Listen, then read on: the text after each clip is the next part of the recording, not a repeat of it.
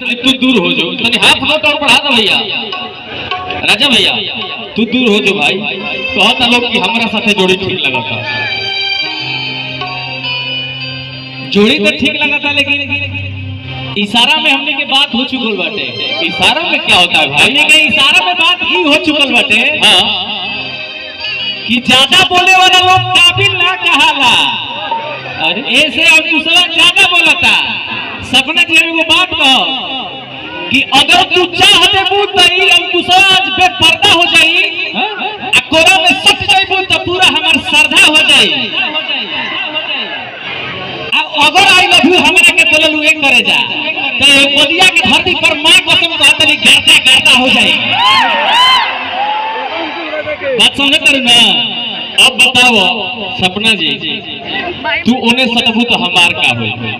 काहे कि तू हमारा साथे वो गाना कर दो तो याद बा भैया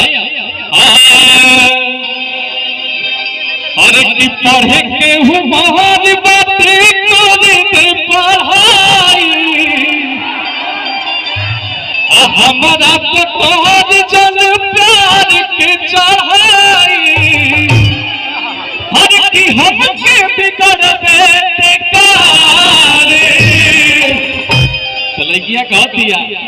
कि हम हो कुंवारी बानी तू हो कुंवारे चल करता कबारे चलिए एक बार चलिए सपना जी के हेने दिखा दे राजा भैया तू तो नहीं रहा हम सपना जी के हेने घुमा देते हैं आ जा पढ़े के हूँ बहुत बातें करे पढ़ाई कि हमारा तो जमी प्यार चढ़ाई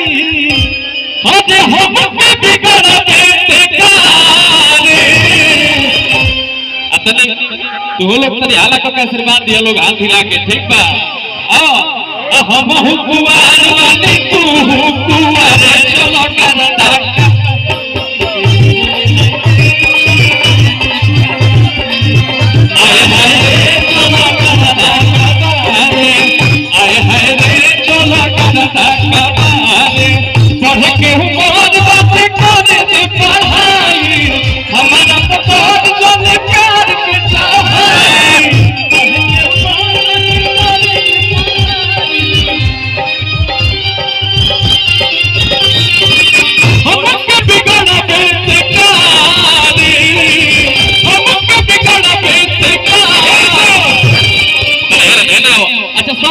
हम लोग दोनों राजा भैया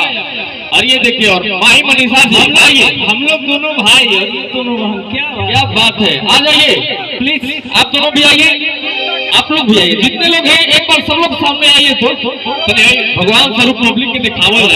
आपको डांस नहीं करना आपको केवल प्यार करना है। तू लोग तो ऐसे लार लेके चला बताओ लोग भाई आगे